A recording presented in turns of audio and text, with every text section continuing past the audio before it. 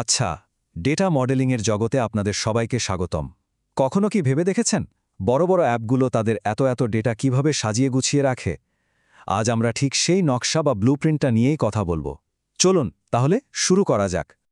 একবার ভাবুন তো, ফেসবুক বা অ্যামাজনের মতো বড় বড় অ্যাপগুলো কিভাবে কোটি কোটি মানুষের এত সব তথ্য এত নিখুঁতভাবে সামলায়। মানে এর পেছনের আসল রহস্যটা কি? ব্যাপারটার উত্তর কিন্তু বেশ সহজ। যে কোনো বড় বিল্ডিং বানানোর আগে যেমন একটা ব্লুপ্রিন্ট দরকার হয়, ঠিক তেমনি একটা ডেটাবেস বানানোর আগেও কিন্তু একটা ব্লুপ্রিন্ট লাগে। ডেটাবেসের এই যে ব্লুপ্রিন্ট, এর একটা বেশ ফ্যান্সি নাম আছে। এটাকে বলে এন্টিটি রিলেশনশিপ মডেল, বা সংক্ষেপে আমরা বলি ইআর মডেল।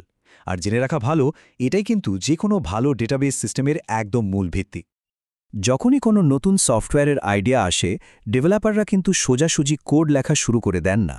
তাদের প্রথম কাজটাই হলো এই ইআর মডেল তৈরি করা। অনেকটা কাগজের ওপর পুরো সিস্টেমের একটা ডেটা ম্যাপ এঁকে ফেলার মতো। মানে কি তথ্য থাকবে আর সেই তথ্যগুলোর মধ্যে সম্পর্কটা কেমন হবে সেটা ঠিক করা। তো প্রশ্ন আসতেই পারে যে এই ব্লুপ্রিন্টটা আসলে কি দিয়ে তৈরি? মজার ব্যাপার হলো এর মূলে আছে মাত্র ৩টা জিনিস, আর এই ৩টা জিনিস দিয়েই কিন্তু পুরো সিস্টেমের কাঠামোটা দাঁড়িয়ে যায়। এর মধ্যে প্রথমটা হলো এন্টিটি বা এন্টিটি। সহজ করে বললে, এন্টিটি হলো এমন যে কোনো বাস্তব জিনিস যার তথ্য আমরা সিস্টেমে রাখতে চাই, ঠিক যেন একটা নাউন বা বিশেষ্য পদের মতো। যেমন ধরুন, একজন ছাত্র, একটা কোর্স বা একজন রোগী, এই সবই হলো একটা এন্টিটি। এরপর আসছে রিলেশনশিপ। নাম শুনেই বোঝা যাচ্ছে এটা এন্টিটিগুলোর মধ্যে একটা সম্পর্ক বা সংযোগ তৈরি করে, ঠিক যেন একটা ভার্ব বা ক্রিয়াপদের মতো। যেমন একজন ছাত্র একটা কোর্সে ভর্তি হয়, এখানে এই যে ভর্তি হওয়া, এটাই হলো রিলেশনশিপ। আর সব শেষে আসে অ্যাট্রিবিউট। এগুলো হলো এন্টিটির বিভিন্ন বৈশিষ্ট্য বা গুণ, ঠিক যেন অ্যাডজেক্টিভ বা বিশেষণের মতো। যেমন ছাত্র এন্টিটিটার কথাই যদি ধরি, তাহলে তার আইডি, নাম বা জন্ম তারিখ, এগুলো সবই হলো তার অ্যাট্রিবিউট। তাহলে চলুন একবারে সংক্ষেপে দেখে নিই। এন্টিটি হলো আমাদের গল্পের চরিত্র, রিলেশনশিপ হলো তাদের মধ্যেকার কাজ বা অ্যাকশন, আর অ্যাট্রিবিউট হলো সেই চরিত্রগুলোর বিভিন্ন বৈশিষ্ট্য। সহজ, তাই না? আচ্ছা, এই যে আমরা এন্টিটি রিলেশনশিপ অ্যাট্রিবিউটের কথা বললাম, এই ব্লুপ্রিন্টটা আঁকার জন্য কিন্তু কিছু খুব সহজ চিহ্ন ব্যবহার করা হয়। আর এই আঁকা ছবিটাকেই বলে ইআর ডায়াগ্রাম। ব্যাপারটা একদমই সহজ। দেখুন, এন্টিটি বোঝানোর জন্য আমরা ব্যবহার করি একটা আয়তক্ষেত্র বা রেক্ট্যাঙ্গল, রিলেশনশিপের জন্য একটা ডায়মন্ড বা রোম্বস, আর অ্যাট্রিবিউটের জন্য একটা উপবৃত্ত বা এলিপস। ভাবা যায় শুধু এই 3টে চিহ্ন দিয়েই একটা পুরো ডেটাবেসের নকশা বানিয়ে ফেলা যায়। অনেক তো থিওরি হলো, চলুন এবার হাতে কলমে কিছু করা যাক। আমরা এখন একটা বাস্তব উদাহরণ নিয়ে নিজেরাই একটা ইআর ডায়াগ্রাম বানানোর চেষ্টা করব। তো আমাদের সিনারিওটা হলো একটা ইউনিভার্সিটির সিস্টেম। এখানে বলা হচ্ছে ছাত্ররা বিভিন্ন বিভাগে ভর্তি হয়, নির্দিষ্ট সেমিস্টারের বিভিন্ন কোর্স নেয় এবং গ্রেড পায়। বেশ সহজ একটা সিনারিও। চলুন এখান থেকেই আমাদের ব্লুপ্রিন্টের উপাদানগুলো খুঁজে বের করি। আচ্ছা, এই সিনারিও থেকে যদি আমরা নাউন বা বিশেষ্যগুলো খুঁজি, তাহলে কি পাই? পাচ্ছি ছাত্র, বিভাগ আর কোর্স। তার মানে এগুলোই হলো আমাদের এন্টিটি। আর ভার্ব বা ক্রিয়াপদ কোনগুলো? ভর্তি হয়, এনরোল করে। ঠিক ধরেছেন, এগুলোই হলো আমাদের রিলেশনশিপ।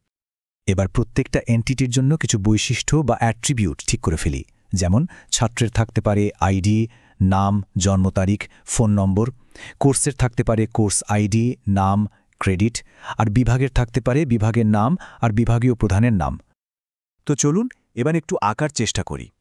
আমরা যদি শুধু ছাত্র আর কোর্স নিয়ে ভাবি, তাহলে তাদের সম্পর্কটা কি? ছাত্র কোর্সে এনরোল করে। তাহলে আমরা কি করব? ছাত্র আর কোর্সের জন্য দুটো আয়তক্ষেত্র আঁকব, আর মাঝখানে এনরোলসের জন্য একটা ডায়মন্ড দিয়ে দুটোকে জুড়ে দেব। দেখুন, আমাদের ডায়াগ্রামের ভিত্তি কিন্তু তৈরি। আচ্ছা, আমাদের ডায়াগ্রামের একটা বেসিক কাঠামো তো দাঁড়ালো, কিন্তু এই ব্লুপ্রিন্টটাকে আরও নিখুঁত আর কাজের করে তোলার জন্য আমাদের কিছু নিয়ম বা রুলস যোগ করতে হবে। এই নিয়মগুলোই বলে দেয় এন্টিটিগুলো ঠিক কিভাবে একে অপরের সাথেই যুক্ত থাকবে। সবচেয়ে গুরুত্বপূর্ণ নিয়মগুলোর মধ্যে একটা হলো প্রাইমারি কি।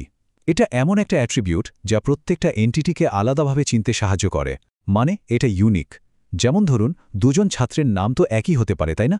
কিন্তু তাদের স্টুডেন্ট আইডি কিন্তু কখনো এক হবে না। এই আইডিটাই হলো প্রাইমারি কি। আর ডায়াগ্রামে এই প্রাইমারি কি বোঝানোর একটা সহজ উপায় আছে। যে অ্যাট্রিবিউটটা প্রাইমারি কি, সেটার নিচে শুধু একটা দাগ বা আন্ডারলাইন করে দেওয়া হয়। যেমন আমাদের ডায়াগ্রামে ছাত্রের S_ID অ্যাট্রিবিউটের নিচে দাগ দেওয়া মানেই হলো এটা দিয়ে আমরা প্রত্যেক ছাত্রকে আলাদাভাবে চিনতে পারব।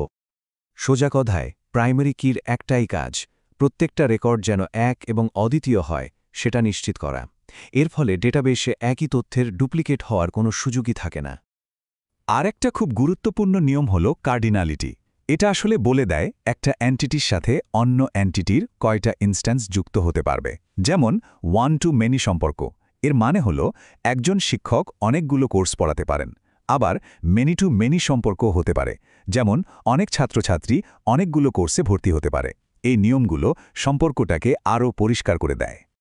তাহলে পুরো আলোচনার মূল বিষয়টা কি দাঁড়ালো?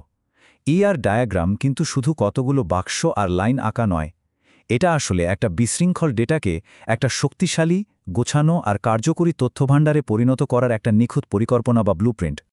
এবার শেষে একটা মজার জিনিস ভাবা যাক। প্রতিদিন যে অ্যাপটা সবচেয়ে বেশি ব্যবহার করা হয় সেটার ডেটা ব্লুপ্রিন্টটা কেমন হতে পারে একটু ভেবে দেখুন তো। সেখানে কি কি এন্টিটি, রিলেশনশিপ আর অ্যাট্রিবিউট থাকতে পারে?